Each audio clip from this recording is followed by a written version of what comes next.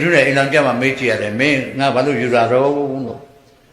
အတန်ကောင်းလို့လားသားဒီရုပ်ချောလို့လားမဟုတ်ဘူးတဲ့တော့အာနာလို့ယူတာတဲ့ဟဲ့ဘယ်နဲ့အာနာလို့ယူရမှာတော့ကြံရင်မိုးကြိုက်တော့မှာညာကြီးကောင်ကျုပ်ကတရားခံဖြစ်တော့မှာတဲ့မြန်မြန်ယူမှဖြစ်မဆိုယူတာတဲ့အခုမဟုတ်ဘူးကျွန်တော်တို့ရက်ကွအခုကျွန်တော်တို့အိမ်ဘေးတက်စုကျောင်းစုလေး2ယောက်တညာလုံးဒီကောင်တွေကတလာတီးတယ်ကောင်းရတာကျွန်တော်တို့လည်းတစ်ခါမှပစ္စည်းမပြောက်တော့ဘူးဒီကောင်တွေရှိတော့လုံရွေးရနဲ့9ယောက်လာ9ယောက်စိုက်ကဲ9စီးနဲ့အိမ်ရှိမှာကျွန်တော်တရက်တော့ထွက်မိတယ်ငါသားကြီးလို့ဟိုကောင်မလေးက2ယောက်တည်းမင်းတို့9ယောက်တော့ရှိတယ်ဘယ်သူနဲ့ကြိုက်တာတော့ကွာဆိုအဲ့ဒါတော့ကန်တိုက်ပဲတယ်ဟာအချစ်ကလည်းကန်တိုက်ရှိသလားကွာ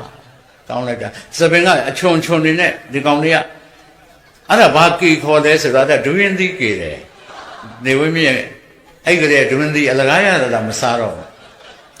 သပင်ကအနီတစ်ချက်နဲ့အဝါတစ်ချက်နောက်ကအစိမ့်နဲ့ဟာမင်းတို့ကောင်းပေါ်စက်ကိုကျေပြူလေးတစ်လုံးညှက်ပြီးတင်လိုက်ရင်နိုင်ငံတော်အလံဖြစ်ပြီကွာဟာဦးလေးစားပြီတဲ့ဒီကောင်မြလူကလှုပ်နေတာအဲ့ကောင်ငင်းနေပါပုံငင်းနေလို့မရဘူးတဲ့အဲ့ဒါစတိုင်နဲ့အဲ့စတိုင်မလို့နဲ့မင်းတို့ကဗမာဆရာကောင်းပြအဲ့ဒါတော့ချပါတာခေါ်တယ်ဟောဦးလေးကစားရောတဲ့အတန်နေလည်းပြောင်းသွားပြီအတန်နေပြောင်းသွားပြီကြည့်လိုက်တော့ဒီမှာကျိုးကလေးနဲ့ကောက်ကလေးပါလို့မေးကြည့်တယ်ငါသားအဲ့ဒီကောက်လေးကဘာတော့အဲ့ဒါခွေးဆွဲတယ်ခွေးဆွဲပေါ့တောင်ဟောဦးနေတော့ရှင်းဘယ်လိုရှင်းမလဲအဲ့ဒါစတာနေတဲ့ကောင်မလေးကခွေးဆွဲပါမှကြိုက်တာလေဟောပြမင်းကြိုက်တာမဟုတ်ဘူးလားဟောဦးနေတော့နေထုတ်လှမ်းတော့မယ်အောင့်နေပြီတဲ့ကျွန်တော်နေထုတ်လှမ်းမလို့တဲ့ဘာလို့ဆိုအောင့်နေပြီတဲ့တိုင်းပြည်နဲ့လူမျိုးကအားထားတော့တဲ့လက်မောင်းလက်ယုံဟောက်လောက်ရှိတယ်လက်မောင်းကအင်ကြီးရွှတ်ထားသေးတဲ့ဒီကောင်ကဒီမှာတရုတ်နဂတွေကဗမာနဂနဘာလုံးတာထုံးစံတိုင်းမှာပဲဘယ်သူနိုင်မှမသိဘူးရှုပ်ချက်ခတ်လို့ဒီအပေါ်မှာခုံလေးဒီလမ်းပြလောက်ရှိစာရေးထားတဲ့တက်တူပေါ့အုံခုခံခုံတော့ဟာငါသားအဲ့ဒါဘာအင်းလဲအင်းမဟုတ်ဘူးလေအဲ့ဆေးပို့လို့ထိုးပေးရတာပဲအမေအိတ်နေတော့နရမ်းတစ်ဖက်အသာဖြုတ်သွားကြထိုးတယ်တဲ့ဘောက်ကိုဘောက်ဆိုဖောက်သွေးနေတယ်အမေတစ်ဖက်သားတစ်ဖက်အမေကလည်းတစ်နှစ်လောက်ရှိတယ်နရမ်းတစ်ဖက်မပါတော့အမေကလည်းမသိဘူးတလှုပ်လုံနေဒီကောင်နေအိမ်ဘေးကကောင်မေကအဝတ်လျှော်အဖေကလည်းသမားကျွန်တော်ကြည့်နေတယ်ကချင်းပေါင်းပြီးဟောဒီပေါင်မှာတက်နေတယ်ဤနဲ့ချွေးချွေးပေါက်တွေတက်ကြတယ်ဟဲ့ကောင်ဆိုဟာဦးနေဘောက်လာတော့မရဝချောင်းနေအများကြီးရှိပါတယ်ကွာစတိုးဆိုင်တွေမှာမင်းဘယ်နဲ့ဒီပေါင်မှာတက်နေတာကြီးဆွဲတင်နေတော့မင်းငါကြည့်နေနိုင်ဝက်လောက်ရှိပြီဟုတ်တယ်တင်မရဘူးအဲ့ဒါတို့တရားတော်မှာတော့အတ္တကိလမထနုယောဂခေါ်တယ်ကွာအဲ့ဒါကိုခင်းဆဲတာဟာတို့ဘုရားရှင်တော်မှာဒုက္ခရစရိယကျင့်တဲ့အခါကျတော့ဦးနေခမတရားဘေးချိတ်နောက်ကလာဆွဲစမ်းပါလေတရားဘေးချိတ်ပြီးနောက်ကသွားဆွဲပြရတယ်သူကရှိရဤနဲ့ဆွဲဒီပေါ်ရောက်ဖို့နောက်ထပ်နိုင်ရောကြတယ်ခါပေါ်ရောက်ဖို့အဲ့ကြမှာဘာဖြစ်လို့လောက်ချက်ကြီးဝေးရတာလို့ငါတူတယ်ကောင်မလေးကအကြက်ကလေးဝတ်ပါဆိုလို့တဲ့အကြက်လွန်သွားလို့တဲ့အဲ့ကြမှာတန်ကျဲသေးလေးမနေ့ခါလေးရှိုက်ပြီးတက်တာကိုနောက်ထပ်10မိနစ်ကြာပြီးတော့မှဇစ်ကိုဆွဲတင်တယ်ဒါလောက်ကြက်တဲ့ပေါင်းပြီဗျာဇစ်ဆွဲတင်တော့နှမကြီးများကတော့ပါရဲ့အောင်မလေးဗျာလေအေးမင်းညက်ပြီမို့လားလို့ဟောအဲ့ဒါစတိုင်နဲ့ဟောဗျာမင်းတို့ဇင်းညက်တာလဲစတိုင်လားကွာဒီကောင်တွေကဇင်းညက်တာလဲစတိုင်နဲ့ပြီးတော့ပြန်ချုပ်ပြီးပါအောင်လေဟာမနှဲဝတ်ထားတာဝတ်ပါအောင်လားဟိုတို့ပါအောင်လေဆိုပြန်ဝိုင်းချွတ်တော့တူငှားတယ်တူတမန်တလင်းပေါ်တင်ပြီးတူနဲ့ခုတ်နေလို့ဟဲ့ကောင်ဖောက်တာတော့လူကောင်းဖောက်တာလေအဲ့လိုအစင်ပြဲနေမှကောင်းတာလေအိုးမင်းတို့ဖြစ်ကြမှာကွာနေမင်းစီးတဲ့ဖဏကဘယ်လောက်ပေးရတော့ဆိုတော့4000နဲ့ဟာမင်းတောင်4000မတန်မနဲ့ဖဏက4000တန်စီးရတာလားဟောလို့စောက်ရတဲ့ချစ်စရာလည်းကောင်းတယ်အပြစ်တင်တာမပေါ့စင်ဘောကသူတို့လှောင်တာမဟုတ်ဘူးနော်ကျွန်တော်တို့ပြောင်းတာတော့ပြောင်းသွားပြီအမှန်မဲ့တော့လူပညာစာပေကိစ္စအလင်ကတော်တော်များများပြောင်းသွားတယ်ဆမကငင်တို့ရွာမနစ်တနေရပဲသူဘာကြီးဘုန်းကြီးပြန်လုံတော်မူလို့လိုက်သွားတယ်အေးရင်ကျူးတဲ့မင်းသမီးက 15နှစ်လောက်ရှိသေးတယ်ဒီဆရာတော်ဘုရားကြီးကသီလကုံသမာဓိကုံပညာကုံဘုရားကတော့သူတို့မိဘများခင်ထုတို့မိဘများပြောပြတယ်တဲချောင်း14ချောင်းထိုးရတယ်ရွာ14ရွာအလောင်းတော်ကိုတဏှာကြီးထားပြီးပူဇော်ရတယ်ဒါကဒိဋ္ဌိနဲ့လူမဲ့နေ့ဒါကရှင်ဘုရင်နဲ့အလောင်းတော်လူမဲ့နေ့ဒါနတ်ပြည်ကတရားနဲ့လူမဲ့နေ့ပညာကုံသုံးကြတယ်မင်းသမီးတွေသိကောင်းတာပဲတဲ့ပန္တရားတော်တင်တင်မြင့်တော့ဒေါ်မဆိုင်တန်းတန်းမြင့်တော့ဒေါ်သားစီခိုင်းတော့ဟောဒီမန္တလေးကဒေါ်ထိပ်သီးတန်းတန်းတော့ကောင်းပိတ်ကြော်ပိတ်ဆိုတဲ့မင်းသမီးကြီးတွေသွားငှားပြီးတော့မှအလောင်းတော်ပူဇော်ခိုင်းတော့တမန္တလုံးငိုကြတာတနေ့လုံးကိုယ့်ကိုယ်တဲ့ဆရာတော်ကြီးကောင်းလိုက်တာအလောင်းတော်ကောင်းတဲ့တက်တကယ်သွေးတွေဖြန်းဖြန်းကြအဲ့ဒီထုတိဩဘာမင်္ဂလာယရုပိုက်စုံကြီးတွေဆိုလိုက်ဆရာတော်ကြီးလွန်းတဲ့အလွန်စားလေးဆိုလိုက်ငိုချင်းလေးချလိုက်တဲ့အိုးဟိုတုန်းကမြန်ငိုလိုက်ရတာ14ချောင်း14ကငိုရတယ်လို့ပြောဖို့လေကျွန်တော်ရောက်ခါမှာအခုလိုက်သွားတော့မိနစ်တနေ့လိုက်သွားတော့မင်းသမီးလေး15နှစ်သား15နှစ်သမီးလောက်ရှိတယ်ဆိုင်းလေးခပြတ်နဲ့ဟိုတုန်းကလည်းတဲချောင်းမန်းတဲ့အများကြီးမထိုးနိုင်ဘူးဇရိပေါ့အလောင်းတော်ကတော့ဒီမှာပခက်နဲ့ပေါ့အေးရင်တော်ပေါ့ပခက်နဲ့ချိတ်ထားအဲ့ဒါလေးကျိုးလေးနဲ့လွှဲမင်းသမီးကသပင်ဖိုင်ရလေးနဲ့အောင်မလေးဒီလောက်ငယ်တဲ့ခလေးဆိုရင်တော့အနုပညာကြီးလို့ပဲအေးရင်ကျိုးပညာကတော်တော်ကြီးတာတကယ်လည်းကောင်းတယ်မန္တထက်ကသူတို့အမျိုးတွေကလည်းတခါတည်းငိုဖို့စောင့်နေအစင်းတဲ့အလောင်းတော်လေးလွှဲပြီးတော့ဆိုတယ်ဗျာကောင်းလုံးလို့စာသားကောင်းလုံးလို့ဩຫນွေဦးရောက်ပြီးဖုံဖုံပြောက်ပြီလေတဲ့ဟာငိုရမယ့်လူတွေလည်းရည်ရမလို့လို့ငိုရမလို့လို့နဲ့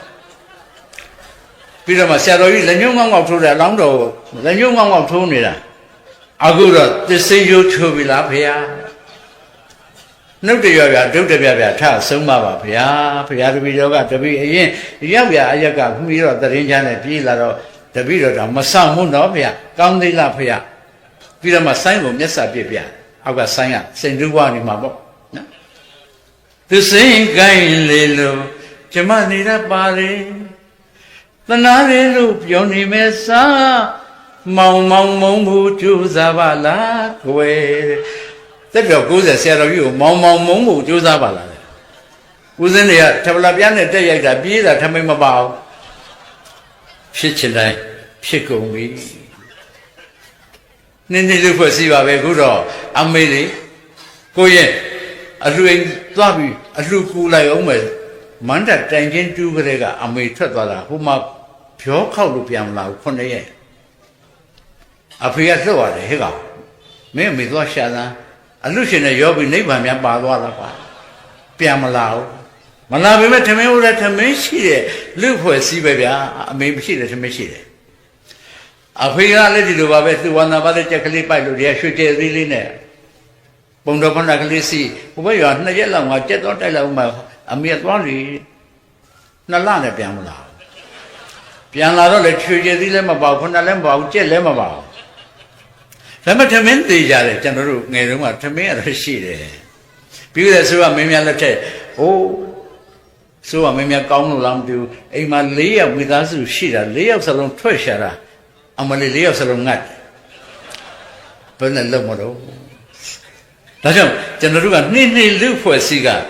တရောတော်ဝါလူဖွဲ့စည်းကိုပြောင်းမှမသိပြောင်းလာတာရုပ်ရှင်တွေဆိုလည်းဒီလိုပဲကျွန်တော်ငယ်ငယ်တုန်းကအခုလို digital ရုပ်ရှင်ရုံကြီးတွေပဲရှိမလဲ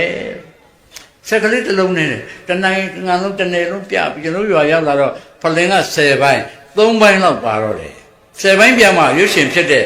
အဲ့ဒီရုပ်ရှင်ကားဟာကျွန်တော်ရွာရောက်တော့3ပိုင်းပါတယ်ပေကားကြီးကလည်းလှုပ်ကားကလည်းအဖြူမဲမင်းသမီးကလည်းခင်နှုတ်တော့ခင်ဥတော့ခင်ထူးတော့ပေါ့ပေကားလှုပ်ကြည့်နဲ့မိစက်ကဖုံးကြောင်းကဂျပန်ခေတ်ကဟိုသင်္ဘောဖြစ်ကလှုပ်ထားတဲ့မိစက်ကလေးကလာ join မှပြကနေပြီးစကလည်းခဲလို့လူငယ်တွေကလည်းဒီပြရုပ်ရှင်ပြတဲ့လူတွေချစ်တာ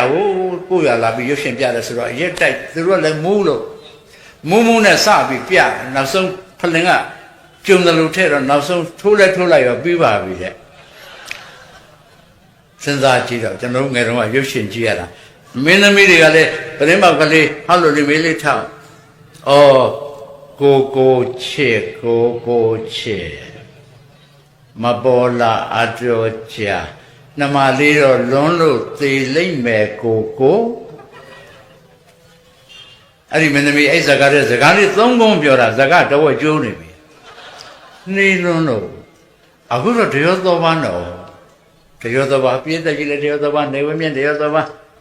ဆရာဝန်တွေတရောသောပါရှင်းနေတရောသောပါအကုန်တရောသောပါကျောင်းဆရာတရောသောပါဘိုလ်ချုပ်မှုကြီးမဲအောင်လိုင်းတရောသောပါသူကတော့ပိုတောင်တရောသောပါအောင်မထင်ပါရဲ့ကျောင်းဆန်းစုကြည်တရောသောပါအကုန်တရောသောပါပဲသမင်ကရှေ့ကပြေချားကနောက်ကလိုက်အမေအမှုကြီးအောင်လုပ်ပြန်သမင်ကရှေ့ကပြေတော့စဉ်းစားပြေတာရမပြေဘူးအမြဲတမ်းကြားနိုင်တာမဟုတ်ဘူးနော်သမင်ကစဉ်းစားပြေတာနောက်ကကြားတဲ့ပိုပြေးမှငါကနေ့ရှင်းသားမယ် survive အင်္ဂလိပ်လို survive ရှင်းသားမှာနောက်ကကြားကလည်းအချိန်မရွေးနိုင်လေငါတို့ကသမင်လောက်တော့ no nothing မရဘူးစဉ်းစားရင်ပြီးလိုက်နေတာငါရှိကသမင်နဲ့ပိုပြေးနိုင်မှဒီကနေ့ငါရှင်းသားမှာပဲလို့ကျွန်တော်တိုင်းသူပြည်သားတွေလည်းဒီလိုပါပဲတရောသောပါပဲရှေ့ကလူကလည်းစဉ်းစားပြီးပြေးမှရှင်းသားနောက်ကလိုက်တဲ့လူကလည်းစဉ်းစားရင်လိုက်ရင်ရှင်းသားရတဲ့ဘဝတွေတရောသောပါ age of speed တရောသောပါခေတ်ကြီးရောက်လာပြီတရောသောပါပြေးတော့ဒီလူဖွဲ့စီဟာတရောသောပါပြေးနေတော့အကုန်လုံးကြင်ခဲ့တာပေါ့ပထမတော့ကောက်ခံငင်ငါနဲ့ပွေအဖိုးတာမဲ့ထင်တာလေးကောက်ပွေကျန်တာတွေထားခဲ့ပြီးတော့ပြေးရတာလမ်းမှာကြတာပေါ့ငုံမကောင်းနဲ့နင်းသွားလိမ့်မယ်နောက်ကလည်းပြေးလိုက်နေတဲ့အုပ်စုကြီးကအကြီးကြီးနှမျိုးချင်းကြီးစွာနဲ့ထားခဲ့တော့ငုံမကောင်းနဲ့ကိုနင်းသွားလိမ့်မယ်အဲ့လိုကြတဲ့အရာတွေထဲမှာနှမျိုးเสียအကောင်းဆုံးကတော့ရင်ကျေးမှုတွေပါပဲကျွန်တော်ရင်ကျေးမှုတွေကြင်ခဲ့တာများပြီကျွန်တော်မကောင်းနိုင်တော့ဘူးရင်ကျေးမှုအသစ်တွေကလည်းမနေ့တိုင်းတကားလာခောက်နေကြပြီ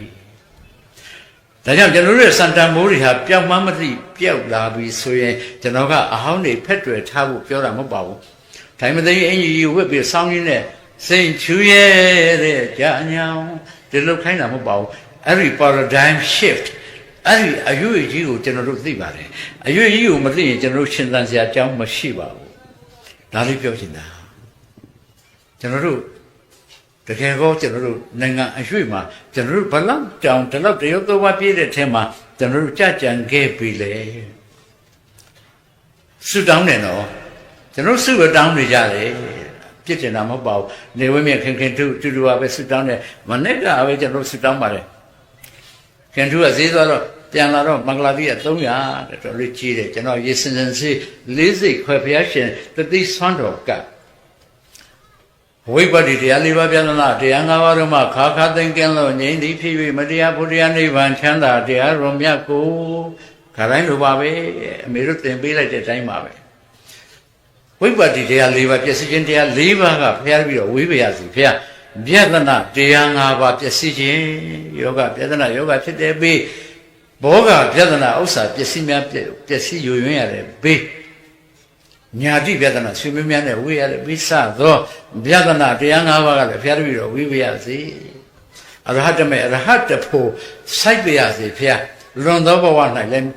နိဗ္ဗာန်ကိုရက်တူတူနဲ့မျက်မှောက်ပြုနိုင်ပါရစေဘုရားဘုရားကပလင်တော်ဘဝပြုံးကြီးကြည့်နေတာဘုရားမို့လို့လူစုဆင်းရိုက်တယ်မင်္ဂလာတိက300ပေးတာစုကနဲတာမဟုတ်ဘူးအရဟတမေအရဟတဖို့လည်းရဖျက်စီဘုရားနဲ့နိဗ္ဗာန်လည်းဒီ300နဲ့သွားပြရစီဘုရားဒီ300နဲ့ပဲဘေးကြီးကကြီးများကလည်းဝေးပြရစီဘုရားတဲ့လူစုတကယ်ဆင်းရိုက်တယ်နော်ဘုရားကတော့သိခံတော်မူတာပေါ့ဆုတောင်းလို့မရပါဘူးကျွန်တော်တို့အဲ့ဒီဆုတောင်းခြင်းတွေကနေတကယ်ကြင်ကြံကြိုးကုပ်အားထုတ်ရတဲ့ဘာသာတရားရှိရတာနဲ့ကျွန်တော်တို့ဆုတောင်းနေကြတယ်ဘုရားရှင်ကညီတော်အာနန္ဒာတော်မှပဇာပတိဂေါရမီကဖွားတဲ့ညီတော်ပဲရှင်နန္ဒတော်မှသာတော်ရင်ရှင်ရာဟုလာတော်မှနိဗ္ဗာန်ကိုဘုရားရှင်ပို့လို့မရပါဘူးမဲ့ခင်၈ပါးမြတ်သောလမ်းကိုသာဘုရားရှင်ညွှန်တော်မူလို့ကျွန်တော်တို့တူးချင်းကကိုယ်တိုင်ကြင်ကြံကြိုးကုပ်အားထုတ်ရတာတခါလေးကျွန်တော်တို့မေ့ရကြပါတယ်ဒါကြောင့်ကျွန်တော်တို့ကဆုတောင်းလို့ပြောရင် ဟိုတော့ကမိမတယောက်ရှိတယ်ရုပ်ကခတ်ဆိုးဆိုးပင်လယ်ကမ်းခြေမှာလမ်းလျှောက်သွားတော့လိုင်းတွေကတဝုံဝုံနဲ့သူ့ဘေးရိုက်နေသူကငေးပြီးတောင်ပြင်ပေါ်လျှောက်တခါတော့ပလင်းတစ်လုံးကဝုံးဆိုသူ့ခြေတော်ရှိရတောင်ပြင်ပေါ်လာကြတော့ထူးဆန်းသွားပြီအိုးပင်လယ်တွေကပလင်းဘယ်လိုလုပ်ဒီရောက်လာပါလဲဒါနဲ့သူကကောက်ကငငကြည့်တော့ပိုထူးဆန်းတယ်ပင်လယ်တွေကလာတဲ့လိုင်းရိုက်လို့တောင်ပြင်ကျတဲ့ပလင်းကအထက်မှာမိခိုးတွေအဲ့လိုမိခိုးတွေပါလားထူးဆန်းလိုက်တာဆိုပြီးအဲ့ဒီတောင်ပြင်ပေါ်မှာပါပဲဖော့စုဖောင်နဲ့ဖွင့်လိုက်တော့မိခိုးတွေကပလင်းတွေကဥပြီးထွက်နောက်ဆုံးမှဘလူးလေးတကောင်ဖြောပြီးထွက်သူ့ရှိမှလက်ကလေးပိုက်ပြီးသူ့ကိုမော့ကြည့်တော့ဟာဘာလဲမရကျုပ်ကဘလူးပါဗျာအေးပြောကျေးဇူးတင်လို့အမအောင်ကျေးဇူးတင်လို့ဘာဖြစ်လို့ကျုပ်ကသိဆိုးတယ်ဘလူးတဲ့ကျုပ်တို့ဘလူးလူကြီးတွေကကျုပ်ကိုပလင်းနဲ့ထက်ဖော့စုဆုပ်ပင်လေကောင်မှာကျင်စာတိုက်ပြီးပြစ်ထားတာတယောက်ကဒီဖော့စုဖွင့်မှမင်းလွတ်စေဆိုပြီးတော့ပင်လေထဲမှာနေပေါင်းများစွာပါအမရဲ့ဘယ်သူကပင်လေထဲလာပြီးကျုပ်ပလင်းဆက်ပြီးဖော့စုဖွင့်မှမလို့ဒီကနေ့တော့ကံကောင်းလိုက်တာလိုင်းကရရင်နဲ့အမခြေတော်နာကြအမကလည်းဘာမှမသိတော့ဖွင့်ကြည့်ကျွန်တော်လွတ်ပြီကျင်စာကလွတ်လို့ကျေးဇူးတင်လိုက်တာအမကြိုက်တဲ့ဆုတောင်းလိုက်စမ်းပါအမရဟုတ်လားပြည့်တယ်ပေါ့ပြည့်တယ်တာကျေးဇူးတင်လို့ငါမလှဘူးတော့မလှတာသိပါတယ်ဒါကြောင့်ကျုပ်ကလည်းခင်ဗျမဟုတ်ရဲမော့မကြည့်ပါဘူးကဲပြောပါဟဲ့လှကျင်တာပေါ့မင်းကလည်းလောက်ပြောနေမှာမဟုတ်ဘူးအလှတရားတွေကလောကမှာအများကြီးရှိတဲ့ထဲကဘယ်သူလို့လှကျင်တာလဲခင်ဗျအဲ့လိုပြောမှမြန်မှာပေါ့ကျုပ်ကလည်းသွားเสียရှိသေးတယ်ကျင်စာမိနေတာဗျခဏမှကျုပ်ကချက်လဲရမှာအိမ်ကရွှေမုံရည်လို့လှကျင်တာလှစေဝုန်းဆိုရွှေမုံရည်မျက်နှာလေးရောက်တော့ဒီမိမပြောပြီးပေါ့ဟဲ့နေအောင်ဘယ်လိုလဲပြောရွှေမုံရည်မျက်နှာလေးတော့လှပါလားသူပြုံးတော့မလှဘူးတော့ဟောလုံးပြန်မယ်ကဲပြောမြန်ပြောဘသူပြုံးလို့ကျင်တာတော့တင်စာဝင့်ကျော်တင်စာဝင့်ကျော်အပြုံးလိုက်ရမယ်သူတို့တဲ့ရင်ပအပေါက်ကြီးနဲ့အင်ကြီးပါပေးလိုက်မဗျာကဲပြီးရောဟန်ကြတာတင်စာဝင့်ကျော်ရင်ပအပေါက်ကြီးနဲ့အင်ကြီးလည်းပြောเสียပြည်တော်ဝါလာဖြစ်တယ်သူကလည်းတရက်တော့ကျွန်တော်တယ်လီဖုန်းနဲ့ပေါ်လာရောဟိုသူကသူပေါ်တာပါရှာတာမဟုတ်ပါဘူးပေါ်လာတော့ကျွန်တော်ကြည့်တယ်နေအောင်ကုသိုလ်ရအောင်ဘယ်လိုလုပ်ရပါမလဲအဲ့ဒါနဲ့အိမ်ဘေးကဘာကြီးအသက်80သွားပြဘာကြီးခင်ဗျကြည်အောင်မင်းကလေးတွေဖြစ်နေတာကြည်အောင်အင်ကြီးရင်ဘက်ကအပေါက်ကြီးခင်ဗျကြည်အောင်ဆိုတော့မမြင်ရဘူးတဲ့မျက်မှန်မှငှားရတယ်မျက်မှန်မှငှားတော့ဘာကြီးမျက်စိမျက်နှာပြက်ရှာတယ်တဲ့လားလူကြီးကိုတို့ကတော့တိတ်တိနမိတ်တွေကောက်တဲ့လူမျိုးဆိုတော့ဒါကိုကြည်ချင်းအဖြစ်ငါကတော့တိုင်းပြည်အတွက်နမိတ်မကောင်းဘူးကွာဟာတင်စာဝတ်ကျော်အင်ကြီးဘယ်နဲ့တိုင်းပြည်အတွက်နမိတ်မကောင်းဘူးဘာလို့တော့ပါကြီးဒေါအောင်ဆန်းစုကြည်တော့မင်းရင်ကြားစီလို့ရမယ်ပုံမပေါ်ဘူးတော့လေသူကလည်းတမျိုးအဲ့ဘာကြီးအခုမရှိတော့ပါဘူးနော်တခါလည်းပြောထားတာတင်စာဝင့်ကျော်အပြုံးရတော့ပိုဝင်းတာပြီပေါ့ဒီမိမမျိုးသမီးကဘလူးကသွားမလို့တော့နေပါဦးငါမောင်ရဲ့အမေနှစ်ခုလောက်ပြည့်တော့ဘလူးတော့ငါမောင်ဖြစ်သွားပြီလာပါဦးဟဲ့ဘာလို့ငါသပင်လုပ်ပြီးခဲ့ဟုတ်ဩပြောမင်းပြောဘသူသပင်တော့ဤချောဖို့လေဤချောဖို့သပင်ကန်ပြီးရောရစီပြည့်စီဟဲ့နေဘလူးနေအောင်မင်းငါမေးအောင်မယ်မင်းကတင်စာဝင့်ကျော်လည်းသိတယ်ဤချောဖို့လည်းသိတယ်ရွှေမှုံရည်လည်းသိတယ်မင်းပြောတယ်ပင်လည်းထဲမှာပလင်းနဲ့နှစ်ပေါင်းများစွာမင်းဘယ်လိုသိတယ်ဟောကျုပ်ကလည်းပလင်းနဲ့လကားနေပါမလားဗျဖုံးပို့နေတာပေါ့အေးဟုတ်သားပဲအေးနေဦး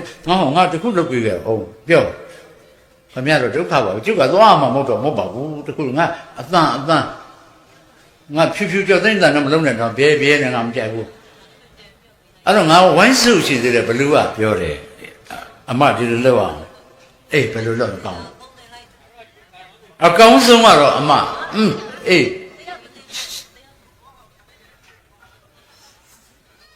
အကောင်းဆုံးကတော့အေးငါ့ကိုပလင်းနဲ့ပြန်ထည့်တာအကောင်းဆုံးပဲကျုပ်ကပလင်းနဲ့ပြန်ထည့်အမဖော့စုလေးစုပလင်းလေကောင်ပြန်ပြစ်လိုက်တော့ကျုပ်ကလည်းခမည်းဆူတောင်းတော့လို့မပေးနိုင်ဘူးတော့တဲ့ကျွန်တော်တို့ဘလူးစင်ရအောင်ဆူတောင်းနေကြတယ် တခါဗျအတိတ်နမိတ်လည်းကျွန်တော်တို့ယုံလိုက်တာပဲအတိတ်နမိတ်လည်းသိယုံနေကျွန်တော်အမေဆိုယုံပါတယ်ကျွန်တော်လူမျိုးရဲ့ဇယိုက်ပါကျွန်တော်ကအပြစ်တင်တာမဟုတ်ပါဘူးကျွန်တော်ဝိုင်းထဲမှာအိမ်9လုံးလောက်ရှိတယ်ကြီးကန်းကကျွန်တော်တို့ရဲ့အိမ်ဘက်ပဲလှည့်ပြီးအားနဲ့အော်ရင်အမေကလေဝင်းနေသားလို့ကျွန်တော်ငယ်ငယ်က3နှစ်သားသားတို့ရည်တဲ့ဝင်းသားဆရာတော့ငါတို့အမျိုးတွေလာတော့မှတော့အမေကပြောတယ်ကြီးသားလားကြီးသားကလည်းအမေဘာဆိုင်တော့အမေရဲ့မေမယုံကြည်တယ်ဟုတ်တယ်နော်တပတ်လောက်ရှိတော့အထုပ်ကြီးထုံငယ်နဲ့အရေးတို့ဒွေးလေးတို့ကြီးတော်တို့အကုန်လာတာပဲအိမ်မှာတလားလောက်နေစားတော့ပြီးမှပြန်လာကျွန်တော်စဉ်းစားတယ်ဒီကြီးကန်းနဲ့ဒီအမျိုးတွေနဲ့ဘယ်လိုချိတ်ဆက်တယ်လဲဟုတ်တော့တယ်ဟုတ်နေတာအဲ့ဒါကကျွန်တော်3နှစ်သားကျွန်တော်10နှစ်သားလောက်ရောက်တော့အိမ်ကစီးပွားရေးမကောင်းဘူးကြီးကန်းကနားတောင်မနာဘူးအမေကထင်းချောင်းနဲ့လှမ်းပြက်ပါလိုက်မှဆိုလို့ဧည့်သည်လာမှဆိုလို့ရင်နှွေးငှဲ့တယ်အမေကရင်နှွေးပဲကလေးတဲ့လက်ဖက်ချောက်ရိုးလေးကဟုတ်လို့ငုတ်ချီပေါ်ကြီးဖြစ်ရင်လေဟိုတုန်းကလေဧည့်သည်လာမှလို့အင်မတန်ဝန်းတာနဲ့ပြောတဲ့အမေဘာဆိုသွန်ပြစ်တာလက်ဖက်ချောက်ရိုးအခုံမခံမှုအိမ်လည်းကျွန်တော်သားသမီးတွေတခါတည်းသင်ထားတယ်လက်ဖက်ချောက်ရိုးခုံနဲ့ကြားထဲကတောက်တဲ့ကောင်ငါပြောတယ်ကိုတော့အနိုင်ခစ်တယ်ဖြစ်လာခဲ့ပြီပြောချင်တာတခါတော့တကယ်ရင်တော့ကဘီယာဆိုင်တွေ့ကြတယ်အတိတ်နမိတ်နဲ့ပတ်သက်လို့ပြောပါအောင်မယ်ဘီယာဆိုင်တွေ့တော့တကယ်ချင်းတယောက်ကတော့ဇနီးကမိဖွားပြီးတာ9ရက်ရှိပြီတဲ့နောက်တစ်ယောက်ကမိဖွားပြီးတာ3ရက်ရှိပြီဒီတယောက်ကမနေ့ပြန်တစ်ဘက်မှာဖွားမယ်တကယ်ချင်း3ရက်ဘီယာဆိုင်တွေ့တော့ဘီယာတယောက်တစ်ခွက်မှားပြီးတောက်ကြတော့ပထမဆုံး9ရက်ရှိပြီမိဖွားပြီးတဲ့တကယ်ချင်းကပြောတယ်ငါတိတ်နမိတ်နဲ့ငါမယုံဘူးအခုတော့ယုံပြီတဲ့လူကြီးတွေပြောတာငါအခုမှယုံတယ်နမိတ်များရှိကကြိုပြတယ်ဟာပြောပါဦးအခုငါမျိုးသမီး9ရက်ရှိပြီမိရနဲ့မှာသိတယ်လေအေးသူမမွေးခင်ကဖတ်တဲ့စာအုပ်ပြောပါဦးသူနှစ်ကိုတဲ့မွေးလည်းမွေးရောမှားဘူးဗျာနမိတ်ကကြိုပြတယ်သူနှစ်ကိုဖတ်နေတာဆိုတော့ဒုတိယတန်ခါချင်းဟာအဲ့ဒါဆိုဟုတ်ပြီဗျကျွန်တော်တန်ငယ်ချင်းလည်းအဲ့လိုပဲဘာလို့လဲဟာမမွေးခင်ဗျာအခုမိဖွားပြီးတော့3ရက်ရှိပါသေးတယ်ဒါပေမဲ့မမွေးခင်ဖတ်တာသဲကြီးမဲကြီးဖတ်လို့ပြောရတယ်ဟဲ့အဲ့လိုကြီးမဖတ်နဲ့မချမ်းမဖြစ်မယ်ဆိုတော့မရဘူးဒါဖတ်ပြီးမှအခုကျုပ်ကမွေးမှဘာစာအုပ်တုံးဆက်ကြည့်လိုက်တော့အောက်မှာရဲ3ပေါ်တယ်မိလည်းဖော်ရော3ပေါ်ဘူးဗျာဆိုတော့မနေ့ပြန်တဲ့မိဖွားမဲ့ဇနီးရဲ့ယောက်ျားကနည်းနည်းလန့်လာတယ်တကယ်ချင်းတော့မင်းတို့တောင်းနဲ့ပြန်လာပြီးအဲ့ပစံငါရှင်းမယ်အခုငါမိမနေ့ပြန်ဖွားတော့မှမိဖွားတော့မှသူဖတ်နေတဲ့စာအုပ်ငါသွားလဲရုံပဲပြန်လာခဲ့မယ်နေစမောင်မင်းတော့ကောင်လုပ်ပြီးမင်းတို့ကမွေးပြီးပြီလေလုပ်ပြီးမလုပ်နဲ့ငါကအခုအရေးကြီးလို့ပါမင်းတို့ပြောတဲ့အတိုင်းဆိုအရေးကြီးနေပြီအိမ်ခဏလေးပြန်ပြီးစာအုပ်ချင်းလဲပြီးငါပြန်လာမှာဟုတ်ဗျာမင်းမအခုဘာတွေဖတ်နေလို့တော့အလီဘာဘာနဲ့ခိုးသား40အလောက်တော့လေမမွေးဘူးထင်ပါရဲ့တင်းနေမိလည်းယုံတော်မူကြပါသို့သောလည်းပဲနည်းနည်းချင်းပေါ့အဲ့ဒီဟာကြတော့မှပေါင်နာမုံနဲ့သိပ်ပြီးကောင်းလေးမေးအိမ်ပြန်ဒီတိုင်းပြန်ပန်းတစ်ဖက်ညှက်ပြီးပြန်ကျွန်တော်တို့မှအဲ့လိုကျွန်တော်ရင်လားမဟုတ်ဘူးတကြီးလည်းအဲ့လိုပဲလဲသမားလို့တရွာလုံးဒီကအရစ်နှစ်ရစ်နဲ့ကုန်းဆောင်သားတိုင်းဒုတက်ချက်ကြီးပဲတနင်္လာနဲ့တောက်ကြဆိုရတယ်။ဩနိုင်ငံတော်သချင်းဈေးစစ်နေကြသေးသကွာ။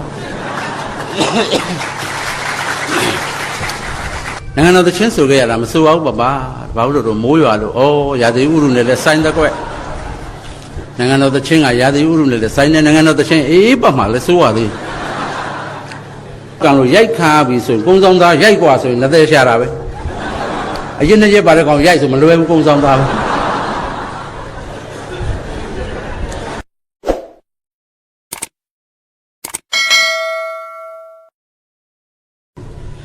ခွင့်တူညီမြဝါဒဖြူစင်တဲ့ပြေရှိကတချင်းထဲမှာဒီလိုက်ပါတာပေါ့အရှိကနေဝန်းထွဲသည့်ပမာပ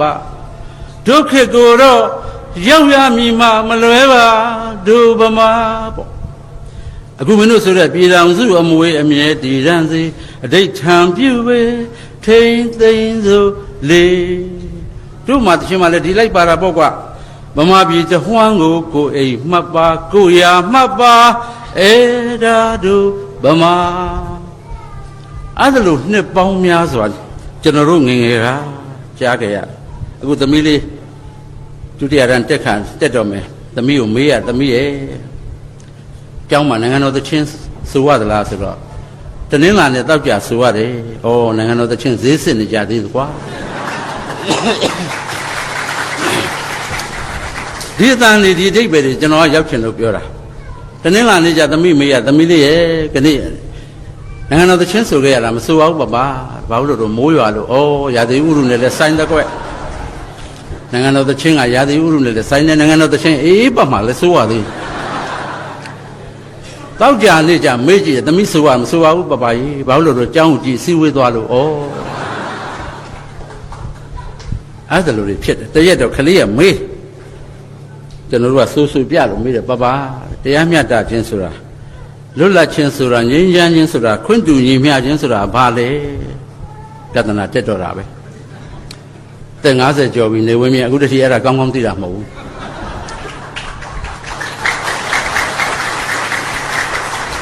အဲ့တော့မေအေးကလည်းစာရေးဆရာမဆိုတော့သမီးရဲ့ဒါမျိုးကြမေးရတယ်မေးရတယ်စာရေးဆရာဆိုတော့သမီးဝက်လက်ကြောင်ပါလို့တော့မေးစီရောက်သွားဒီဖေဘာပြောတော့ပပက तू ကဝိုးရဝါရပဲလို့ပြောတယ်မေစီလွတ်လိုက်တာအေး तू ကဝိုးရဝါရငါလည်းခတ်ထွေးရဲ့တဲ့နော်တကယ်ပါနေဝင်းမြင့်တို့အခုတည်းတရားမျှတခြင်းလည်းသိမသိပါဘူးလွတ်လပ်ခြင်းရတာလည်းသိမသိပါဘူးငြင်းချမ်းခြင်းဆိုတာတော့ဝေလာဝေးခွင့်တူညီမျှခြင်းလည်းအခုထိနားမလည်သေးပါဘူးကျွန်တော်တို့ငယ်ငယ်ကဒီအဓိပ္ပာယ်တွေကလေးတွေကျွန်တော်တို့သင်ပေးရမှာပေါ့ထည့်ပေးရတော့မှာပေါ့ကျွန်တော်ငယ်ငယ်တုန်းကလည်းအခုနဲ့မတူတော့ဘူးကျွန်တော်ငယ်ငယ်တုန်းကနတ်ကတော်ကိုမင်းသမီးလုပ်ကြည့်ရတာဘာမီဒီယာမှမရှိဘူးအခုစီဒီတပြတ်တစ်ချက်တည်းမှာဇက်ကာပေါင်း80လောက်ပါတယ်ဇက်တွေဆိုလည်းအများကြီးကျွန်တော်တို့မန္တလေးမှာအငိမ့်နေဆိုလည်းအများကြီးကျွန်တော်ငယ်ငယ်တုန်းကဘယ်ကုန်းဆောင်မှာမရှိဘူးနတ်ကတော်အမေးစင်နန်နဲ့ဒေါ်စင်နန်အသက်က80ကျော်ပရိသတ်တွန့်နေလိုက်တာများမြေကျိုးအင်းကြမိတ်ကတ်တွေဖို့တာအဲ့ဒီတုန်းကရှိတဲ့မိတ်ကတ်မျက်နှာချေပေါ့ပပဝလေးတို့သင်းကျူကျူးတို့လိုမိတ်ကတ်ရေးဖြော်ပြီးပုတ်ထားအလိုလိုလင်းကြောက်เสียကောင်းစရုံးလေးကတမာသီးလောက်ကလေးနဲ့နတ်ကပြီဆိုရွာနတ်ကပြီဆိုသူခေါ်ရတာနတ်ကတော့တယောက်တည်းရှိတယ်လိုင်စင်ကသူတယောက်တည်းချက်သူ့ကိုသွားပြီးနတ်ကရကြည်မောဆိုတာမှန်မယ်ကျွန်တော်တို့ကြည့်ရတယ်ဘာဇက်မှမလာဘူးဘာမင်းသမီးမှမလာဘူးအရေးစနံကိုသွားကြည့်ရတယ်ချက်ရုပ်ကသေးသေးလေးဖလားရကြည့်ကြည့်နဲ့ဖလားပတ်စံထည့်ရမှာရှားစည်းနဲ့ဘောင်းတော်တွေနဲ့ဒေါင်းနဲ့ဓားတွေနဲ့ဘယ်နဲ့တွေမှလည်းမသိဘူးအမေတို့ကလည်းမော့ရွာကလည်းမော့သူ့ကြည့်နေရတာနန်းထဲမှာနေနန်းရည်ကြီးသုံးပါတဲ့ကြက်ဖောင်းလေးနန်းထဲမှာနေနန်းရည်ကြီးသုံးပါတဲ့ကြက်ဖောင်းလေးမနဲ့ကိုရည်နွေးညရည်အေးနဲ့ကိုကြီးကြောင့်ငယ်ကမွေတဲ့ကြက်ဖောင်းလေးကိုကြီးကြောင့်မွေးတဲ့ကြက်သူယူလာတယ်ဆိုတော့ကြောက်ရတာပေါ့အမေတို့ကချွေးကန်လေးအပြင်ထုတ်ပြီးတော့ကျွန်တော်တို့ကမုံဘိုးမပေးတာနတ်မြထည့်လိုက်တာကြက်တန်လေးတစ်ချက်နှစ်ချက်ထည့်ရနတ်ရဲ့အညွန့်ညင်မခံဘူးပေါ့တောင်းအသပြာငွေများရဲ့နဲ့လောင်းစရာငွေမရှာပါဘူးချက်ကြတိုက်မဲ့ပြင်မြင်ဆိုင်ရောရှင်တန်ကောင်းကိုနေမပါလို့အလိုရှင်အလိုတော်တန်ကောင်းကိုနေမပါလို့အရက်ကလေးကိုရဲ့အာမနာအိမ်ကြီးချင်းကိုရဲ့အာမနာမတော့ရရင်စီလာဆောင်နေကိုကြောင်းတကားကြောက်ရတာကိုကြီးကျော်လည်းကြောက်ရမတော့ရတဲ့နေ့သီလဆောင်တာပဲဘလောက်လေးစားဖို့ကောင်းနှစ်ယောက်ပဲတွေ့ဘူးတယ်မတော့ရတဲ့နေ့သီလဆောင်တာအကိုချေဦးညုံနဲ့အကိုကြီးကျော်နော်ဒီနှစ်ယောက်တွေ့ဘူးတာပဲနော်ကျွန်တော်တို့ကအဲ့ဒါလို့ကြည်ရပွဲသွားကြည့်တော့လည်းပဲဇ နှစ်နေလို့လဲမလား9နှစ်နေလို့လဲမလားဟိုဘက်ရွာကပွဲဘေးကြီးတန်းကြားမှာဘာမီဒီယာမှမရှိဘူးဘာလက်ကမ်းကြော်ညာမှမရှိဘာအင်တာနက်မှမရှိဘာ Facebook မှမရှိဘေးကြီးလေ4မိုင်5မိုင်အဝေးရွာကကြားမှာရုပ်သေးပွဲရှိတဲ့ဟဲ့လို့သွားကြည့်ကြရတယ်ကျွန်တော်လည်းဟောပါတယ်စင်ကာပူပြည်မှာလည်းဟောပါတယ်ဒီမှာကြောင်းတိုက်ဆန်လို့ကျွန်တော်တို့ငငယ်ကဘဝနဲ့တူလို့ပင်ခေါင်တန်တပြေခိုင်းနဲ့ရှေ့ဘက်ကနေမှိုင်းလို့ဘေတိစောတိုးဟိပြောမြင်းကြံတွေကကမြဲစကြမ်းရွာသားကိုအေးကျော်ရဲ့ရုပ်သေးပွဲသွားရအောင်တချင်းကိုကြားရတိုင်းကျွန်တော်ငငယ်ကပွဲကြည့်တာသတိရတယ်သူများလှဲ့နဲ့ကတ်လိုက်ရတယ်စင်တောင်ဆင်းရဲပွဲသွားကြည့်ရတယ်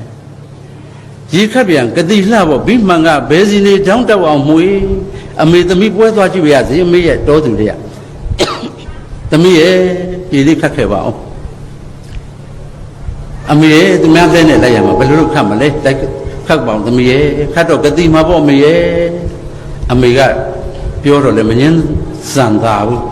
သွားပြီးတော့ရေလေးတစ်ခေါက်နှစ်ခေါက်ခတ်ရေခတ်တယ်ဆိုလို့တွင်းလေးကခတ်လာတာမဟုတ်ဘူးလက်ရွက်တွင်းလေးတွေကနေရေမှုန့်နဲ့စစ်ပြီးခိုက်ရအိမ်ရောက်တော့အမေကသာလွှတ်ရင်စပယ်ပန်းလေးအိမ်ကပွင့်တဲ့ပန်းလေးကုန်းထားပြီးရေစိုးဝက်ကလေးနဲ့အုပ်တပည့်ကမရှိတော့တပည့်အဟောင်းလေးမဲနဲ့ပြားနေအောင်စိုးပြီးတော့ဒါလေးအမေလွှတ်ရင်ခြုံရမှာပွဲကင်းနေအလှပြင်တော့လည်းဘာမှမရှိဘူး Rebellion တို့ Max Factor တို့ဘာတို့ပဲရှိလိမ့်မတဲ့တော့မှရှိရကြောက်ပြင်ကတချမ်းပဲ့လို့နတ်သမီးကျွန်းထဲမှာပိုးလောက်လန်းလေးရ14 5ကောင်နဲ့တွေးလိမ့်ရတဲ့တဏခါတုံးကအပွေးမရှိကြည့်ရတယ်မှန်းကဗရာမပါဘောင်လေးဘက်မှာနှစ်ဖက်ကကျိုးလို့ထရန်တုံးနဲ့ထိုးထားကြစ်နဲ့သူ့ထွက်လာတဲ့ပါးလေးလိမ့်ပြီးတစ်ဖက်ကလေးခြုံပြီးအမေသွားမယ်နော်အမေအကြီးတဲ့ဘသူကပန်းဖွက်ထားပါလိမ့်တော့စပယ်ပန်းဘသူဖွက်ပါလိမ့်ပြေးကြပါအေးလှဲကလည်းသွားတော့မယ်ရေခပ်ပြန်ကတိလှဝပြီးမှန်ကပဲစီနေတောင်းတောက်အောင်မွေစပယ်ခွေဘသူဖွက်ကြစိတ်ပြဖို့အေးရှားစားဟဲ့ရောင်းမရေလောင်စားနဲ့ရောင်းမရေရှားကြီးအောင်လေမောင်ကြီး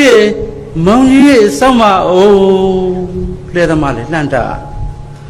စပယ်ခွေပန်းကြီးအောင်မလေးတပည့်ပြားချုံလိုက်အောင်မလေးစပယ်ခွေလေးပန်းနာလေးစပယ်ပြားလေးချုံလာလေးကျမအကိုရဲ့လန့်တောင်သွားနော်နေဝင်းမြေတောင်မှာတရားခံဖြစ်နေမနော်ရေခက်ပြန်ကတိလှပေါ့ဘိမှန်ကဘဲစီနေကတိတယ်အမတန်အလုတ်များတာကတိတယ်တောင်းတောက်တယ်တောင်းမကြီးကသားသမီးတွေပျောက်တဲ့ကတောထဲမှာလေပင်ကြီးထောင်ပြီးတော့တောက်နေအတန်ပေးသလိုပဲတောင်းတောက်တယ်ဆိုရှာတာပေါ့ရေခပ်ပြန်ကတိလှဖို့ဘိမှန်ကဘယ်စီနေတောင်းတောက်အောင်မွေစပယ်ဝေဘသူဖွက်ကြစိတ်ပြပေါ်အေးလောင်စားနဲ့ရောင်းမရေလောင်စားနဲ့ရောင်းမရေရှားကြီးအောင်လေမောင်ကြီးရေစောင့်မအောင်စပယ်ဝေပန်းကြီးအောင်မလေးတပည့်ပြားချုံလိုက်အောင်မလေးဘယ်ချိန်သွားလဲဆိုညနေပေါ့ဟိုးလေလုံးကြတဲ့ချောင်းရိုးစားထရောစီမှာတိုးလဲတွေပွဲသွားကြည့်တော့နေဝင်းမြင့်တို့အဲ့ဒီလဲပေါ်ပါခဲ့ရတဲ့ဘဝကျွန်တော်ငယ်ကမီဒီယာမရှိဘူးဘဝနီးနေညို့လားချောင်းရိုးစားထရောစီလေးတွဲရမြည်လဲရန်ကတည်းစီပါတဲ့ရုပ်သေးလဲရန်ကတည်းစီပါတဲ့ရုပ်သေးဘိုးဘက်ရွာပွဲသွားကြည့်ရတယ်အင်မတန်ဆေးရတဲ့ဘဝတွေပါတို့ပြောကြပါစို့ကျွန်တော်ခြေကလည်းတနားကြောပါနော်ကျွန်တော်ဘယ်လိုကြည့်ရလဲကျွန်တော်ရွာမှာအခုလို ready made မရှိဘူးတေလာမိတ်တော့ခေါ်တဲ့ဆက်ဆိုင်အားရရွာ6ရွာမှာဆက်ကလေးတစ်လုံးမှရှိတယ်ဆက်เสียကဦးသန်းနဲ့နရွက်မှာခဲရန်ကြီးထိုးထားခါမှာကျင်တွယ်ကြီးနဲ့ပေကျိုးရတယ်ထိတ်ထားသူ့ဆက်တစ်ဆက်ဆက်ရှိတော့ဘူကြရင်နိုင်ကြာနေပေါ့ဦးသန်းစီအထက်အင်ကြီးသွားအရင်တကြီးကအစလှဲသမားအထိကျွန်တော်တို့ကလေးတွေကမကြမ်းတရွာလုံးကအင်ကြီးစားယူသွားပြီးသူ့စီသွားကြောင်းကြိုက်အင်ကြီးပေါ်ချွတ်ပြီးလက်ကားပေးထားအနိုင်ကျင့်ရင်နိုင်ကျင့်600မှာတစ်ဆက်ရှိတာဒီဆက်ကလည်းဝယ်ထားတာမဟုတ်ဂျပန်ခေတ်တုန်းကအမိုက်ပုံနဲ့ကောက်ရတဲ့ဆက် တကြီးကလာပြီးလှုပ်ရတယ်မင်းကွာအင်ကြီးအတိုင်းပြီးရရတဲ့နဲ့ငသန်းရဲ့မရဘူးဗျာတကြီးရဲ့ခမည်းရဲ့တကြီးရဲ့ဓာတ်ကျုပ်ချုပ်တဲ့လူရဲ့ဓာတ်နဲ့ဟောဒီပိတ်ဆက်ရဲ့ဓာတ်ဟောဒီဆက်ရဲ့ဓာတ်လေးပါးစုံမှအင်ကြီးကောင်းထွက်တယ်ဟုတ်လားမဟုတ်လားမသိဘူးတကြီးကလည်းသူချုပ်မပေးမဝဲရတော့ဒီလိုကြီးပဲကြောင်းကြိုက်ထားတကြီးဒီနဲ့ပိန်လိုက်လားခင်ဗျာစားအောင်နဲ့တူတယ်ပေါ့မင်းအလုပ်မပေါ့ဘူးကွာတိုင်းမှာတိုင်းစမ်းမှာပေါ့ဒေါ်လာရွှေတဲ့သူမိမကစာမတက်ရှာဘူးခဲတာကြီးဇရွေးဆွတ်ဆွတ်ပြီးစောင့်တယ်လင်ကပြောတာစောင့်ယောက်ျားတိုင်းတကြီးလက်ရှိ26လက်မှမိမရေးတယ်တကြီးလက်ရှိ2600တကြီးခါ40တကြီးခါ4000နဲ့ရေးထားတာတုံညသူ့စိတ်ထဲပေါ်တိုင်းထိုးနေရပဲအဲ့ဒီဒေါ်လာရွှေနဲ့အဲ့ဒီဦးလေးသန်းနဲ့ဘယ်လိုတိုင်မင်လဲမသိဘူးအင်ကြီးကတော့ထွက်တယ်အင်ကြီးကထွက်တာ तू ကမကောင်းတာ2မျိုးထွက်တယ် तू ကလေကရုံးမဲ့ तू ကချုပ်တခြားမချုပ်ကော်လာနဲ့သွားချုပ်ရင်ဒုံတဲ့တောင်လိုက်ရိုက်မတစိတ်ဆိုးတယ်မင်းတို့ကနေချက်တဲတုခိုးတာကိုကွာဒါအင်္ဂလိပ်အင်ကြီးခေါ်တယ်ကွာလေကရုံးမှာတို့ဗမာအင်ကြီးဩဟုတ်ကဲ့ပါမျိုးချစ်စစ်တက်ကပါသေးတယ်သူကနှစ်ခုပဲဟောဒီအပေါ်ဆုံးကဟောဒီကျဲသေးနဲ့ဒီအပေါက်နဲ့တဲ့တာယူမလားအဲ့ဒါဆိုအောက်ကမတဲ့ဘူးအောက်ကချက်ချက်ရရလိုချင်တော့အပေါ်ကဒီလိုဖြစ်လိမ့်မယ်မကောင်းတဲ့နှစ်ခုတည်းကတစ်ခုယူကိုယ်သဘောပဲအဲ့ဒါတော့ဦးသန်းရဲ့ဒီမိုကရေစီပေါ့နော်ဦးသန်းဒီမိုကရေစီဆိုတော့အဲ့နှစ်ခုတည်းရွေးရတာပဲကျွန်တော်ဦးလေးချမ်းသာသွားပြီအခုတည်းကဦးလေးတန်းကြီးကဒီကနေ့ငါဆက်နေကဆုံးပြီသို့တော့ဟိုးရန်ကုန်ရောက်တာတော့ဦးလေးသန်းအင်းကြီးကိုရန်ကုန်ကလှမ်းပြီးချုပ်ခိုင်းတယ်တနိုင်ငံလုံးအတက်ချုပ်တာဦးလေးသန်းတယောက်ဆောင်းတာငါအဲ့ဒါကြိုက်တာတဲ့အဲ့ဒါလို့အဆောင်ကြိုက်တဲ့လူတွေလည်းရှိသေးတယ်နော်ဒါပါတော့အခုတော့ ready made ဖြစ်သွားပြီ clothing democracy လို့ခေါ်တဲ့အဝတ်ထည် democracy ခေတ်ရောက်လာပြီတန်းပေါ်ဆွဲချပြီးမှန်ကန်လေးတဲ့ဝင်သွားဝတ်လို့တော်ပြီဆိုပတ်စံပေးလို့ခေတ်ရတဲ့ခေတ်ရောက်လာပြီကျွန်တော်ငယ်တော့ကမဟုတ်ဘူးဘယ်ဟုတ်သပင်ညက်တဲ့အခုကလေးတွေကပန့်တို့ဘာတို့ညာတို့ဘယ်ပုံတို့ညာပုံတို့ကျွန်တော်တို့တုန်းကဘိုးတိုင်းကျော်တဲ့ဝဝကြီးအခုနတရောထိုးတဲ့ဦးလေးကျင်ကကျွန်တော်တို့ကြောင်းတရောထိုးပြီးတာနဲ့ဒီဆိုင်လာတာလာပြီးအဲ့တော့လက်ဖိတ်တစ်ခွက်တိုက်ရင်တရောထိုးတာပဲဘိုးတိုင်းကျော်ကသပင်ညက်ခင်မောင်ရင်သချင်းသိကြိုက်တာသူကစိုးနေရင်ကျွန်တော်တို့လာညက်တဲ့လူကနေရောပဲအမေကကောင်းလေးဘိုးတိုင်းစီပတ်စံသွားညက်ပတ်စံလေးတမညက်ပြီးသွားသပင်ညက်ချီသူလည်းတစ်ဆိုင်ပဲရှိပတ်စံတမကျွန်တော်တို့ကဘောင်းမွေလေးလေးဘိုးတိုင်းအမေကသပင်ညက်ခိုင်းလို့လာပေးတမနတဲ့တချမ်းထိုးထားပြီးထိုင်ခိုင်းထားနတဲ့တချမ်းထိုးထားတော့ထားပြန်လို့လည်းမရ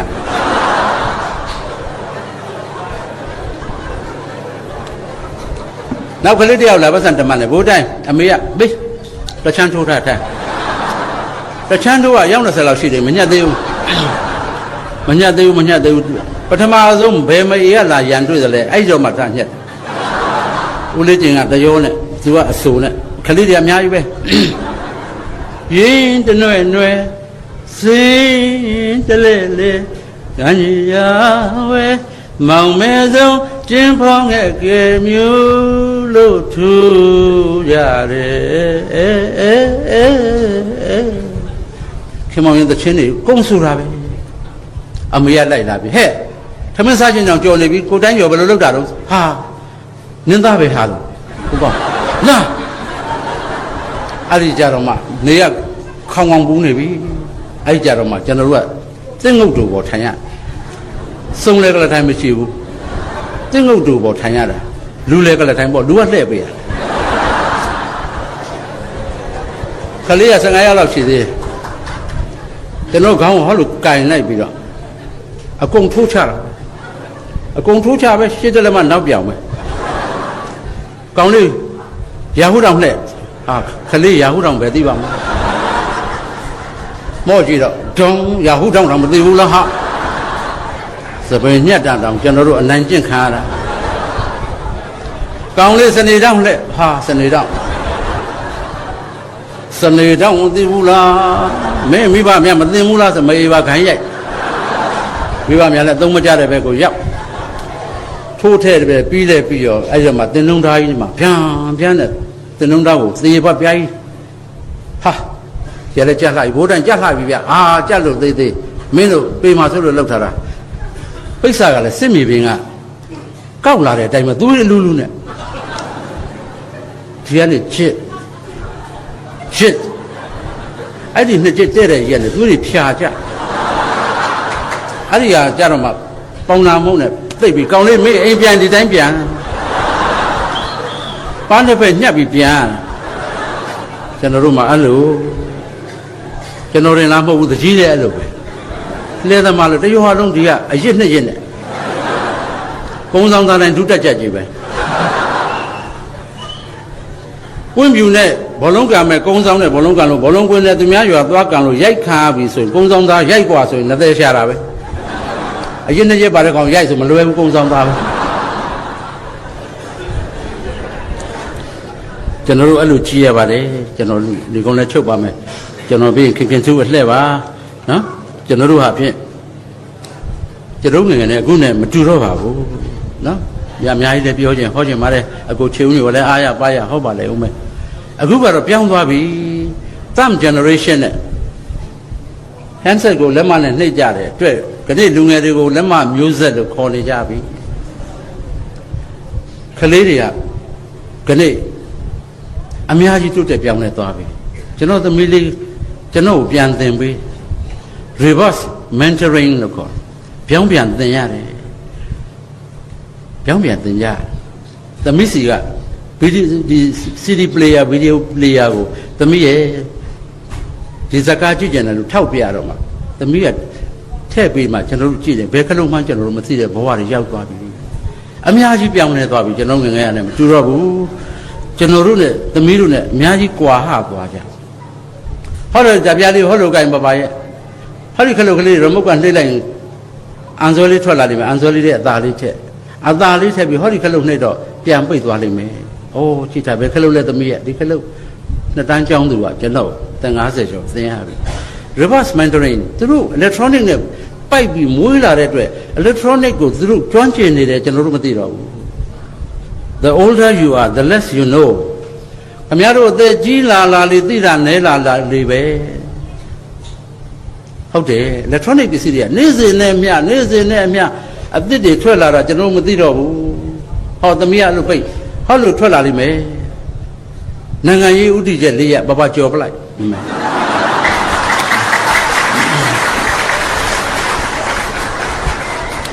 ခလေးဆိုတော့တန်ဖိုးမသိတော့ကြော်သမီးကသင်သေးတာ၃ခုကြော်ရတယ်ပပတဲ့အေးဒါလို့စမ်းမအောင်ငါသမီးရဲ့နိုင်ငံရေးဥတီချက်ကိုကြော်တဲ့သူနာပြုဆရာမကိုကြော်ရုပ်ကစိုးကိုလည်းကြော်ရတယ်အေးဟုတ်ပြီ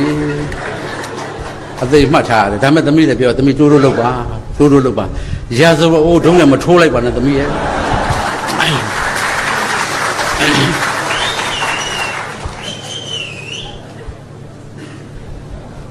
ကျွန်တော်အမေဆိုတာတဲ့ခင်ထူးအမေပေါ့လူကြီးပြီတဲ့88နှစ်ရှိရှာပြီအိမ်မှာကျွန်တော်က CD player နဲ့တရားနာခိုင်းပြီးတော့မြို့ထဲကိုကျွန်တော်တို့ဆွန့်ကြွေးတစ်ခုသွားကြတယ်တရားကတနားရီလောက်ကြာမယ်ဆိုတော့ကျွန်တော်တို့ကလည်းနိုင်ဝက်လောက်ကြာမယ်ပြန်လာကြမယ်ကားငှားပြီးသွားကြဒါပေမဲ့ဆွန့်ကြွေးမှာမိတ်ဆွေတွေနဲ့တွေ့တော့ကြာနေ့လယ်လောက်မှပြန်ရောက်တော့အမေကတရားနာတော့တပည့်ကြီးနဲ့ဟဲ့အမေတရားကနာတော့လားအမေရဲ့ဟာညီကိုတော့တရားမချလို့ဟေးဟာဘယ်လိုဖြစ်လို့တော့အမေရဲ့ဒီခလုံးလေးနှိမ့်လိုက်ရက်သွားမှာဟုတ်လားငါထင်တော့တရားတူးနေပါလေဆုံးသွားရင်အစပြန်လဲရင်ဆုံးသွားရင်အစပြန်လဲရင်မပိတ်တတ်တော့အမေကအစဆုံးနားထောင်ငါထင်တော့ဒီကိုတော့တရားလဲနေပြီနဲ့တူတယ်လို့မသိတော့ဘူးအခုနကျွန်တော်ပြောတဲ့ဥချေသမီးလုပ်တဲ့လူကချွေးမကဝီဒီယိုယုံထောင်းဥချေကတက်ကြီးပြီပစ္စနဲ့သွားပြီးကိုရင်ကြီးဝစ်ပြီးထွက်လာပြီအဖေအင်္ဂလိပ်ကပြမှာမဟုတ်ကတွေပါလို့ရှိရင်အဖေဟောဒီခလုတ်အမြန်ခလုတ်ဟောတာအဖေနှိပ်လိုက်ရင်မဟုတ်ကတွေမြန်ကြော်သွားလိမ့်မယ်ပြီးတော့မှဟောတာပြန်နှိပ်လိုက်သူကသူငကိုတိုင်းပြန်ပြလိမ့်မယ်ဘယ်ဟာတော့ ဟာငါသမီးငါမလုပ်တတ်ပါဘူးဟာကျမလည်းနေလို့မရဘူးလေနေလို့မကောင်းဘူးအဖေရဲ့ချွေးမကထွက်သွားဦးချေရကြည့်နေရတာဒါကြီးကြိုင်ရမုတ်ကြီးကြိုင်မဟုတ်ကလာရောလာတော့ခလုတ်ဆန်းမသိတော့ဘာမှကြံရမရတော့အနာရေတနုပစိုးနဲ့ထအောင်တီဗီထအောင်ထားတော့လူငယ်တွေကအော်တာပေါ့ဟာဘိုးချေဘလို့တော့ခမရဖွင့်စမ်းပါအဲ့ဒါမမိုက်သေးပါဘူးနုံဟေးဟာနုံဟာဘာကြီးခမရအချောင်းကြည့်နေခမရကျွတ်တို့ချက်ပစိုးကြီးနဲ့နေအောင်မင်းတို့ကြည့်လို့မသိတော့လို့ပေါ့နေအောင်ခဏလေးဟာဖြစ်တဲ့ခက်ကအဲ့လိုဖြစ်သွားပြီနော်မသိတော့ဘူး electronic ကိုမသိတော့ဘူးကျွန်တော်လည်းမသိတော့ပါဘူးခလေးလေးစရာတင်ရတဲ့ခက်ကိုရောက်ပါပြီဟုတ်ပါပြီသို့တော်လည်းပဲကျွန်တော်တို့ဟာဘာပဲစောက်ဘာပဲစ instant coffee လေးတစ်ခွက်တောက်ချင်တော့လည်းဖောက်ပြီးကျင်းနဲ့တောက်လိုက်ရုံပါပဲ instant culture အသက်ယဉ်ကျေးမှုဖြစ်လာပါပြီ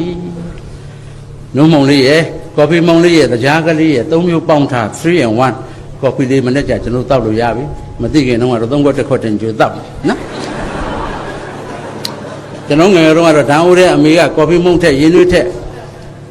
လို့စီထက်တော့ချိုးတော့အဖေကချိုးတာမကြိုက်ဘူးဆိုတော့ရင်းနှွေးထက်ထဲတော့ပေါ့သွားတော့ coffee မုံထက်တဲ့ဓာန်ဦးလေစလုံးလောက်ရောက်လာအဖေကိုတစ်ခွက်လောက်ပေးပြီး19ခွက်လောက်ကိုအင်းကြီးချင်းဝေရနော်အခုတော့ ready made အကုန်လုံး instant ဓာတ်ပေါက်စားခြင်းလည်း instant ခောက်ဆွဲစားခြင်းတော့လည်း instant အကုန် instant ဖြစ်လာတဲ့အခါမှာကျွန်တော်တို့သားသမီးတွေကျွန်တော်ဒီကုန်းချုပ်ပါမှာအသင့်ရင်ကျေးမှုတွေမှာကြီးရင်နဲ့အကုန်လုံးအသင့်ရတော့ ready solution အသင့်အဖြေကလည်းရှိတယ်ကဏ္ဍတွက်ဆက်ကိုနှိပ်လိုက်တာနဲ့အဖြေကျလာတယ်ကွန်ပျူတာကခလုတ်ကိုနှိပ်လိုက်တာနဲ့ရောဆိုကျလာတယ်အင်တာနက်ကလည်းအဖြေတွေရနေပြီမင်းတို့တွေးမလားသေမလားဆိုရင်ဟာကျွန်တော်တို့သေပါမယ်ခင်ဗျမတွေးကြတော့ဘူးခက်ကဖြစ်နေပါတယ်စသဖြင့်ကျွန်တော်တို့လူငယ်တွေဟာခဏအဲ့ဒါလို့ခက်ကိုအစ်စ်တော့ယဉ်ကျေးမှုတွေတကားလာခောက်တဲ့ခက်နဲ့ကြုံနေရတဲ့ခါမှာကျွန်တော်တို့ကအမျိုးသားဇာတိဥပဒေလက္ခဏာလို့ပြောနေခြင်းဒီနောက်များကြမလားဒါကြောင့်မိရင်ဖရင်များနဲ့တကွဒုတိယမိခင်ဖခင်များဖြစ်သောဆရာဆရာမများအပါဝင်တန်ဃာတော်ရှင်သူများမြို့မိမြို့ဖများကလေးတွေရဲ့အနာဂတ်ကိုချစ်မြတ်နိုးကြသောတောင်ငူသူတောင်ငူသားများကကလေးတွေစာကြည့်တိုက်ကိုရောက်အောင်အမျိုးဘာသာသာသနာကိုချစ်တတ်အောင်တိုင်းပြည်နဲ့လူမျိုးကိုချစ်တတ်အောင်ကျွန်တော်တို့ရဲ့စာပေကျွန်တော်တို့ရဲ့ဂီတကဗျာအနုပညာတွေအစင်တန်းမြင့်နေဆိုတဲ့စိတ်မျိုးရင်ထဲရောက်အောင်အားလုံးကဝမ်းကြဝန်းကြကြိုးပမ်းကြမှကျွန်တော်တို့ကလေးတွေဟာမြမဇာတိဥပဒေလက္ခဏာဖြစ်သော national identity ကိုဆက်လက်ရရှိမှာဖြစ်ပါတယ်ဒီတာဝန်ကျွန်တော်တို့မှာလည်းရှိပါတယ်ဒါကြောင့်ကျွန်တော်တို့သားသမီးများနှလုံးသားနူးညံ့အောင်နှလုံးသားလိမ္မာအောင်ကျွန်တော်တို့အားလုံးကဝမ်းကြဝန်းကြပါစို့စန္ဒပြုနေကုန်းချုပ်ပါတယ်